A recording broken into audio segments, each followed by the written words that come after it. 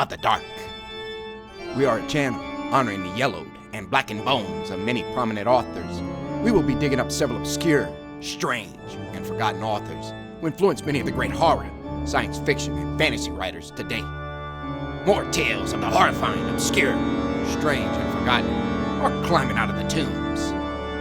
Subscribe, comment, like, donate, or I'll send Thaddeus Forge to steal your heathen soul. Unknown horror masters, send us ghoulish delights for the Skull and Bones collection. Your pound of writer's flesh will continue to feed our ghouls for now. Books, websites, podcasts, and the links below.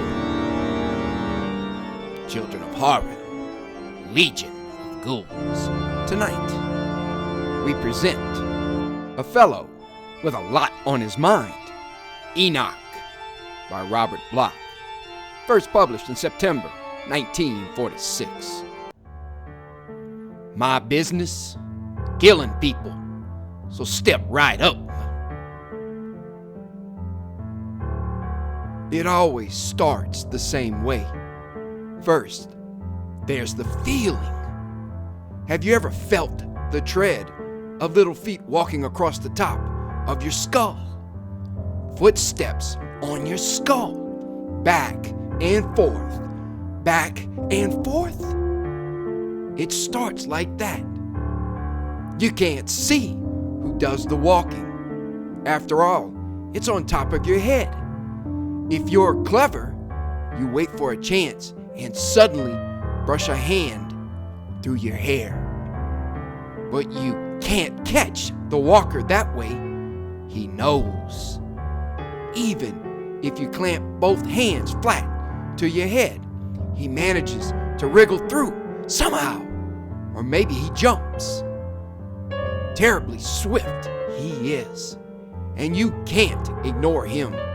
If you don't pay any attention to the footsteps, he tries the next step. He wriggles down the back of your neck and whispers in your ear. You can feel his body, so tiny and cold, pressed tightly against the base of your brain. There must be something numbing in his claws, because they don't hurt. Although later, you'll find little scratches on your neck that bleed and bleed. But at the time, all you know is that something tiny and cold is pressing there, pressing and whispering. That's when you try to fight him. You try not to hear what he says, because when you listen, you're lost. You have to obey him then. Oh, he's wicked and wise. He knows how to frighten and threaten if you dare to resist. But I seldom try anymore. It's better for me if I do listen and then obey. As long as I'm willing to listen, things don't seem so bad, because he can be soothing and persuasive too, tempting. The thing he has promised me in that little silken whisper. He keeps his promises too. Folks think I'm poor because I never have any money and live in that old shack on the edge of the swamp. But he has given me riches. After I do what he wants, he takes me away out of myself for days. There are other places besides this world, you know?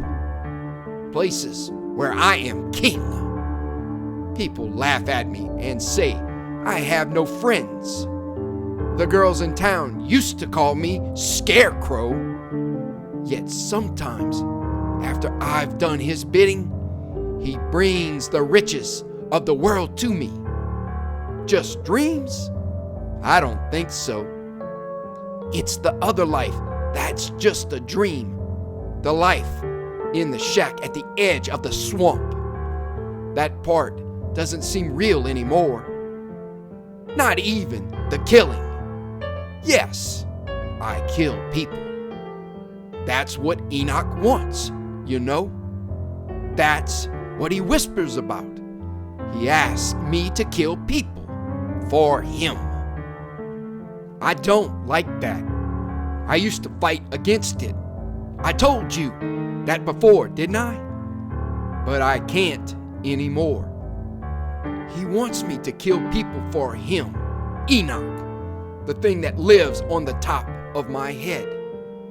I can't see him. I can't catch him. I can only feel him and hear him and obey him. Sometimes he leaves me alone for days. Then suddenly I feel him there, scratching away at the roof of my brain. I'll hear his whisper ever so plainly, and he'll be telling me about someone who is coming through the swamp. I don't know how he knows about them. He couldn't have seen them, yet he describes them perfectly. There's a tramp walking down the Aylesworthy Road. A short, that man with a bald head. That makes it easier. Then he'll laugh for a minute and go on. His name is Mike. He's wearing a brown sweater and blue overalls. He's going to turn into the swamp in about 10 minutes. When the sun goes down, he'll stop under the big tree next to the dump. Better hide behind that tree. Wait until he starts to look for firewood. Then you know what to do. Get the hatchet now. Hurry. Sometimes I ask Enoch what he will give me. Usually, I just trust him. I know I'm going to have to do it anyway, so I might as well go ahead at once. Enoch is never wrong about things, and he keeps me out of trouble. That is, he always did, until the last time. One night, I was sitting in the shack eating supper when he told me about this girl. She's coming to visit you, he whispered. A beautiful girl, all in black. She has a wonderful quality to her head. Fine bones, fine. At first, I thought he was telling me about one of my rewards. But Enoch was talking about a real person. She will come to the door and ask you to help her to fix her car. She has taken the side road, planning to go into town by a shorter route. Now the car is well into the swamp, and one of the tires needs changing. It sounded funny hearing Enoch talk about things like automobile tires, but he knows about them. Enoch knows everything. You will go out to help her. When she asks you, don't take anything. She has a wrench in the car. Use that. This time I tried to fight him. I kept whimpering. I won't do it. I won't do it. He just laughed. And then he told me what he'd do if I refused. He told me over and over again. Better that I do it to her and not to you. Enoch reminded me. Or would you rather I? No, I said. No, I'll do it. After all, Enoch whispered. I can't help it. I must be served ever so often to keep me alive, to keep me strong, so I can serve you, so I can give you things. That is why you have to obey me. If not, I'll just stay right here and... No, I said, "I'll do it." And I did it. She knocked on my door just a few minutes later, and it was just as Enoch had whispered it. She was a pretty girl with blonde hair. I like blonde hair. I was glad when I went out into the swamp with her that I didn't have to harm her hair. I hit her behind the neck with a wrench. Enoch told me what to do, step by step. After I used the hatchet, I put the body in the quicksand. Enoch was with me, and he cautioned me about heel marks. I got rid of them. I was worried about the car, but he showed me how to use the end of a rotten log and pitch it over. I wasn't sure it would sink too, but it did, and much faster than I would have believed. It was a relief to see the car go. I threw the wrench in after it. Then Enoch told me to go home, and I did. And at once I felt the dreamy feeling stealing over me. Enoch had promised me something extra special for this one, and I sank down into sleep right away. I could barely feel the pressure leave my head as Enoch left me, scampering off back into the swamp for his reward. I don't know how long I slept. It must have been a long time. All I remember is that I finally started to wake up, knowing somehow that Enoch was back with me again, and feeling that something was wrong. Then I woke up all the way because I heard the banging on my door. I waited a moment. I waited for Enoch to whisper to me, tell me what I should do. But Enoch was asleep now. He always sleeps afterwards. Nothing wakes him for days on end, and during that time I am free. Usually I enjoy such freedom, but not now. I needed his help. The pounding on my door grew louder, and I couldn't wait any longer. I got up and answered. Old Sheriff Shelby came through the doorway. "Come on, Seth," he said. "I'm taking you up to the jail." I didn't say anything. His beady little black eyes were peeping everywhere inside my shack. When he looked at me, I wanted to hide. I felt so scared. He couldn't see Enoch, of course. Nobody can. But Enoch was there. I felt him resting very lightly on top of my skull, burrowed down under a blanket of hair, clinging to my curls and sleeping as peaceful as a baby. Emily Robbins, folks, said she was planning on cutting through the swamp, the sheriff told me. We followed the tire tracks up to the old quicksand. Enoch had forgotten about the tracks. So what could I say? Besides, anything you say can be used against you, said Sheriff Shelby. Come on, Seth. I went with him. There was nothing else for me to do. I went with him into town, and all the loafers were out trying to rush the car. There were women in the crowd, too. They kept yelling for the men to get me. But Sheriff Shelby held them off, and at last I was tucked away safe and sound in back of the jailhouse. He locked me up in the middle cell. The 2 cells on each side of mine were vacant, so I was all alone except for Enoch, and he slept through everything. It was still pretty early in the morning, and Sheriff Shelby went out again with some other men. I guess he was going to try and get the body out of the quicksand if he could. He didn't try to ask any questions, and I wondered about that. Charlie Potter now He was different.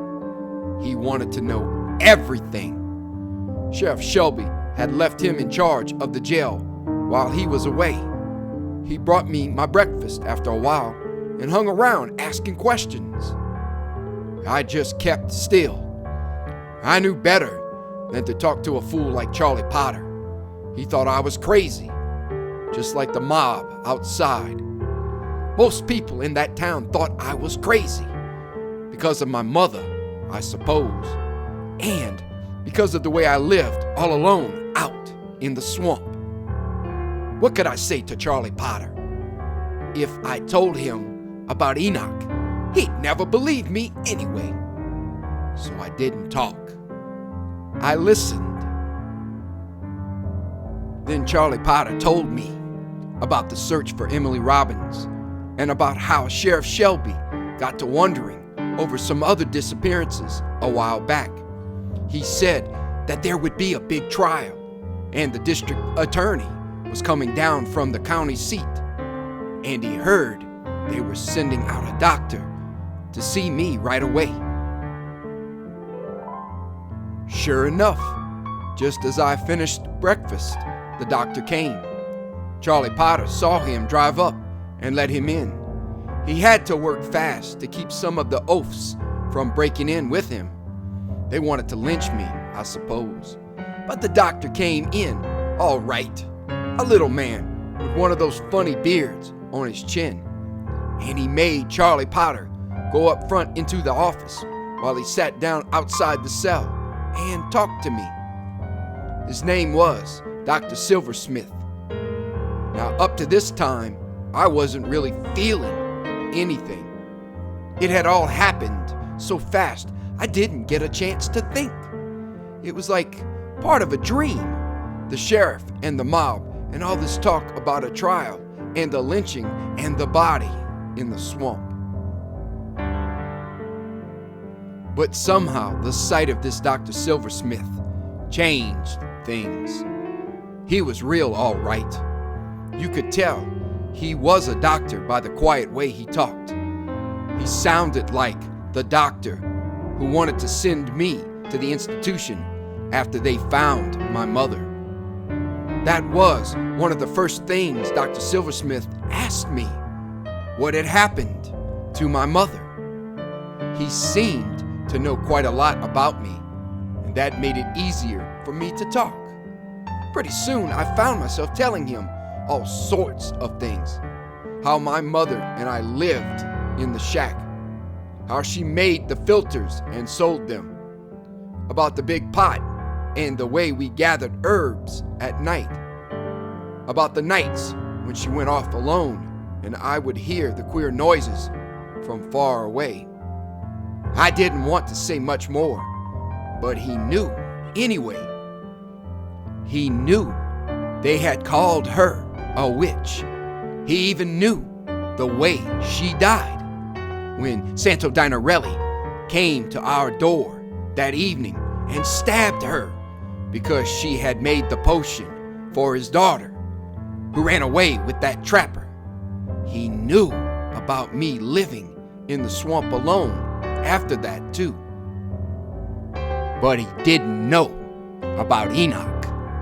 Enoch, up on top of my head all the time, still sleeping, not knowing or caring what was happening to me.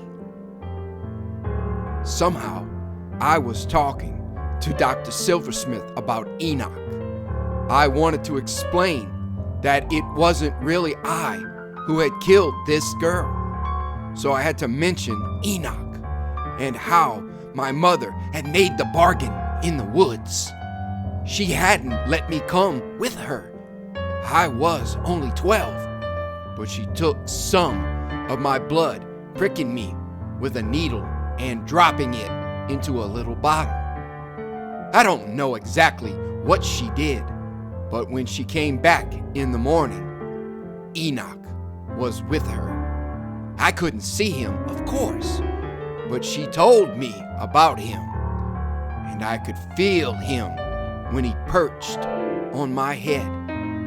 He was to be mine forever, she said, and look after me and help me in all ways.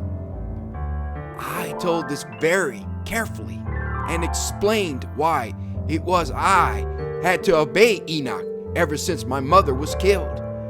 Enoch protected me, just as my mother had planned, because she knew I couldn't get along alone. I admitted this to Dr. Silversmith because I thought he was a wise man and would understand. That was wrong.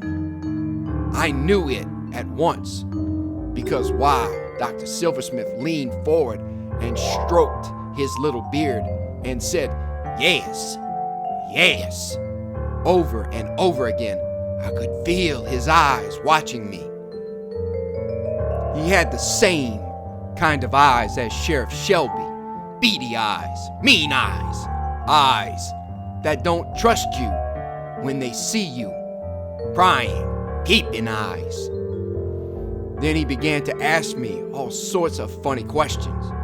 You'd think he'd ask me about Enoch, since he was the explanation of everything. But instead, Dr. Silversmith asked me if I ever heard any other voices, if I ever saw things that I knew weren't there. He asked me how I felt when I killed Emily Robbins, and whether but I won't repeat that question, why he talked to me as if I was some kind of crazy person. I just laughed at him then and shut up tighter than a clam. After a while, he gave up and went away, shaking his head. I laughed after him because I knew he hadn't found out what he wanted to find out. He wanted to know all my mother's secrets and my secrets and Enoch's secrets too. But he didn't, and I laughed. And then I went to sleep. I slept almost all afternoon. When I woke up, there was a new man standing in front of my cell. He had a big, fat, smiling face and nice eyes. "Hello, Seth," he said very friendly. "Having a little snooze?" I reached up to the top of my head. I couldn't feel Enoch, but I knew he was there and still asleep. He moves fast, even when he's sleeping. "Don't be alarmed," said the man. "I won't hurt you." "Did that doctor send you?" I asked. The man laughed. "Of course not," he told me. "My name's Cassidy, Edwin Cassidy. I'm the district attorney, and I'm in charge here. Can I come in and sit down, do you suppose?" "I'm locked in," I said. "I've got the keys from the sheriff," said Mr. Cassidy. He took them out and opened my cell, walked right in and sat down next to me on the bench. "Aren't you afraid?" I asked him. "You know I'm supposed to be a murderer." "Why, Seth," Mr. Cassidy laughed. "I'm not afraid of you. I know you didn't mean to kill anybody." He put his hand on my shoulder, and I didn't draw away. It was a nice, fat, soft hand. He had a big diamond ring on his finger that just twinkled away in the sunshine. "How's Enoch?" he said. I jumped. "Oh, that's all right. That fool doctor told me when I met him down the street. He doesn't understand about Enoch, does he, Seth? But you and I do." "That doctor thinks I'm crazy," I whispered. "Well, just between us, Seth, it did sound a little hard to believe at first, but I've just come from the swamp. Sheriff Shelby and some of his men are still working down there, digging, you know." They found Emily Robbins' body just a little while ago, and other bodies too. A fat man's body, and a small boy, and some Indian. The quicksand preserves them, you know. I watched his eyes, and they were still smiling, so I knew I could trust this man. They'll find other bodies too, if they keep on, won't they, Seth? I nodded, but I didn't wait any longer. I saw enough to understand that you were telling the truth. Enoch must have made you do these things, didn't he? I nodded again. Fine, said Mr. Cassidy, pressing my shoulder. You see, we do understand each other now, so I won't blame you for anything you tell me. What do you want to know? I asked. Oh, lots of things. I'm interested in Enoch, you see. Just how many people did he ask you to kill altogether, that is? 9, I said. And they're all buried in the quicksand? Yes. Do you know their names? Only a few. I told him the names of the ones I knew. Sometimes Enoch just describes them for me, and I go out to meet them, I explained. Mr. Cassidy sort of chuckled, ha ha, and took out a cigar. I frowned. Don't want me to smoke, eh? Please, I don't like it. My mother didn't believe in smoking. She never let me. Mr. Cassidy laughed out loud now. Ha ha ha ha ha. But he put the cigar away and leaned forward. You can be a big help to me, Seth, he whispered. I suppose you know what a district attorney must do. He's a sort of a lawyer, isn't he? At trials and things? That's right. I'm going to be at your trial, Seth. Now you don't want to have to get up in front of all those people and tell them about what happened, right? No, I don't, Mr. Cassidy. Not those mean people here in town. They hate me. Then here's what you do. You tell me all about it, and I'll talk for you. That's friendly enough, isn't it? I wished Enoch was there to help me, but he was asleep. I looked at Mr. Cassidy and made up my own mind. Yes, I said, I can tell you. So I told him everything I knew. After a while, he stopped chuckling, but he was just getting so interested he couldn't bother to laugh or do anything but listen. One more thing, he said. We found some bodies in the swamp. Emily Robbins' body we could identify, and several of the others. But it would be easier if we knew something else. You can tell me this, Seth. Where are the heads? I stood up and turned away. I won't tell you that, I said, because I don't know. Don't know? I give them to Enoch, I explained. Don't you understand? That's why I must kill people for him, because he wants their heads. Mr. Cassidy looked puzzled. He always makes me cut the heads off and leave them, I went on. I put the bodies in the quicksand and then go home. He puts me to sleep and rewards me. After that, he goes away, back to the heads. That's what he wants. Why does he want them, Seth? I told him. You see, it wouldn't do you any good if you could find them, because you probably wouldn't recognize anything anyway.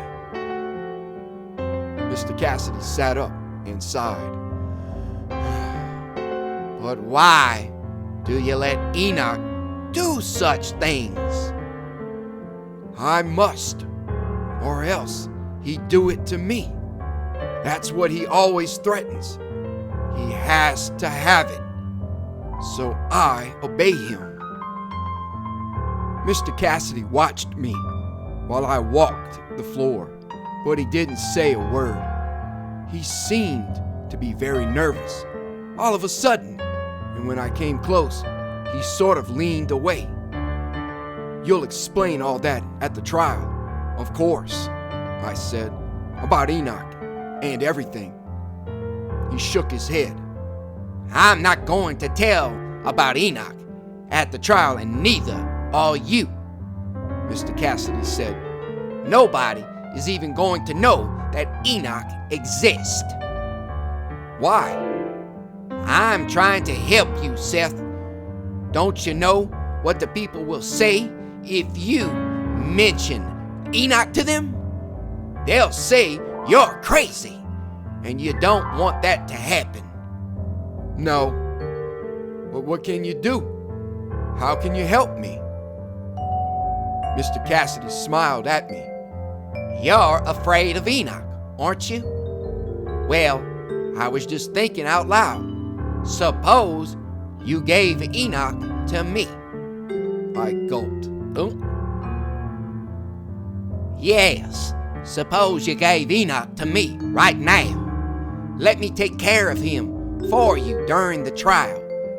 Then he wouldn't be yours, and you wouldn't have to say anything about him. He probably doesn't want people to know what he does anyway. That's right, I said. Enoch would be very angry. He's a secret, you know. But I hate to give him to you without asking, and he's asleep now. Asleep? Yes, on top of my skull. Only you can't see him, of course. Mr. Cassidy gazed at my head, and then he chuckled again. Oh, I can explain everything when he wakes up, he told me. When he knows it's all for the best, I'm sure he'll be happy. Well, I guess it's all right then, I sighed. But you must promise to take good care of him. Sure, said Mr. Cassidy. And you'll give him what he wants? What he needs? Of course. And you won't tell a soul? Not a soul. Of course you know what will happen to you if you refuse to give Enoch what he wants, I warned Mr. Cassidy. He will take it from you by force. Don't you worry, Seth. I stood still for a minute because all at once I could feel something move. Enoch was waking up. He's awake, I whispered. Now I can tell him. Yes, Enoch was awake. I could feel him crawling over my scalp, moving towards my ear. Enoch, I whispered. Can you hear me? He heard.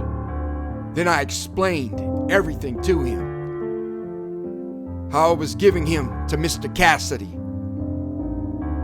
Enoch didn't say a word.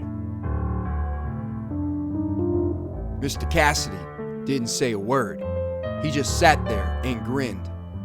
I suppose it must have looked a little strange to see me talking to nothing. Go to Mr. Cassidy, I whispered. Go to him now. And Enoch went. I felt the weight lift from my head. That was all, but I knew he was gone. Can you feel him, Mr. Cassidy? I asked. What? Oh, sure, he said and stood up. Take good care of Enoch, I told him. At best. Don't put your hat on, I warned. Enoch doesn't like hats. Sorry, I forgot. Well, Seth, I'll say goodbye now. You've been a mighty great help to me. And from now on, we can just forget about Enoch as far as telling anybody else is concerned. I'll come back again and talk about the trial. That Dr. Silversmith, he's going to try and tell the folks you're crazy. Maybe it would be best if you just denied everything you told him. Now that I have Enoch. That sounded like a fine idea, but then I knew Mr. Cassidy was a smart man. Whatever you say, Mr. Cassidy, just be good to Enoch, and he'll be good to you. Mr. Cassidy shook my hand, and then he and Enoch went away. I felt tired again. Maybe it was the strain, and maybe it was just that I felt a little queer knowing that Enoch was gone. Anyway, I went back to sleep for a long time. It was nighttime when I woke up. Old Charlie Potter was banging on the cell door, bringing me my supper. He jumped when I said hello to him and backed away. Murderer, he yelled. They got 9 bodies out in the swamp, you crazy fiend. Why, Charlie, I said, I always thought you were a friend of mine. Looney, I'm gonna get out of here right now. Leave you locked up for the night. Sheriff will see that nobody breaks in to lynch you. If you ask me, he's wasting his time. Then Charlie turned out all the lights and went away. I heard him go out the front door and put the padlock on, and I was all alone in the jailhouse. All alone. It was strange to be all alone for the first time in years. All alone without Enoch. I ran my fingers across the top of my head. It felt bare and queer. The moon was shining through the window, and I stood there looking out at the empty street. Enoch always loved the moon. It made him lively, made him restless and greedy. I wondered how he felt now with Mr. Cassidy. I must have stood there for a long time. My legs were numb when I turned around and listened to the fumbling at the door. The lock clicked open, and then Mr. Cassidy came running in. He was all out of breath, and he was clawing at his head. Take him off of me, he yelled. Take him away. What's the matter? I asked. Enoch, that thing of yours. I thought you were crazy. Maybe I'm the crazy one. But take him off. Why, Mr. Cassidy, I told you what Enoch was like. He's crawling around up there now. I can feel him. And I can hear him. The things he whispers. But I explained all that, Mr. Cassidy. Enoch wants something, doesn't he? You know what it is, and you'll have to give it to him. You promised. I can't. I won't kill for him. He can't make me. He can, and he will. Mr. Cassidy gripped the bars on the cell door. Seth, you must help me. Call Enoch. Take him back. Make him go back to you. Hurry. All right, Mr. Cassidy, I said. I called Enoch. He didn't answer. I called again. Silence. It's no use, I sighed. He won't come back. He likes you. Mr. Cassidy started to cry. It shocked me, and then I felt kind of sorry for him. He just didn't understand after all. I know what Enoch can do to you when he whispers that way. First he coaxes you, and then he pleads, and then he threatens. You'd better obey him, I told Mr. Cassidy. Has he told you who to kill? Mr. Cassidy didn't pay any attention to me. He just cried. And then he took out the jail keys and opened up the cell next to mine. He went in and locked the door. "I won't," he sobbed. "I won't. I won't." You won't what? I asked. "I won't kill Dr. Silversmith at the hotel and give Enoch his head. I'll stay here in the cell where I'm safe. Oh, you fiend, you devil." He slumped down sideways, and I could see him through the bars dividing our cells, sitting all hunched over while his hands tore at his hair. "You'd better," I called out, "or else Enoch will do something. Please, Mr. Cassidy. Oh, hurry." Then Mr. Cassidy gave a little moan, and I guess he fainted because he didn't say anything more, and he stopped clawing. I called to him once, but he wouldn't answer. So what could I do? I sat down in the dark corner of my cell and watched the moonlight. Moonlight always makes Enoch wild. Then Mr. Cassidy started to scream. Not loud, but deep down in his throat. He didn't move at all, just screamed. I knew it was Enoch, taking what he wanted from him. What was the use of looking? You can't stop him, and I had warned Mr. Cassidy. I just sat there and held my hands to my ears until it was all over. When I turned around again, Mr. Cassidy still sat slumped up against the bars. There wasn't a sound to be heard. Oh, yes, there was. A purring, a soft, faraway purring. The purring of Enoch after he has eaten. Then I heard a scratching, the scratching of Enoch's claws when he frisked because he's been fed. The purring and the scratching came from inside Mr. Cassidy's head. That would be Enoch, all right, and he was happy now. I was happy too. I reached my hand through the bars and pulled the jail keys from Mr. Cassidy's pocket. I opened my cell door and I was free again. There was no need for me to stay now with Mr. Cassidy gone, and Enoch wouldn't be staying either. I called to him. "Here, Enoch." That was as close as I've ever come to really seeing Enoch.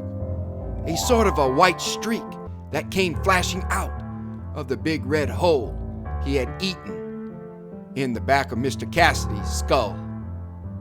Then I felt the soft, cold, flabby weight landing on my own head once more, and I knew Enoch had come home. I walked through the corridor and opened the outer door of the jail. Enoch's tiny feet began to patter on the roof of my brain. Together, we walked out into the night. The moon was shining. Everything was still, and I could hear, ever so softly, Enoch's happy chuckling in my ear.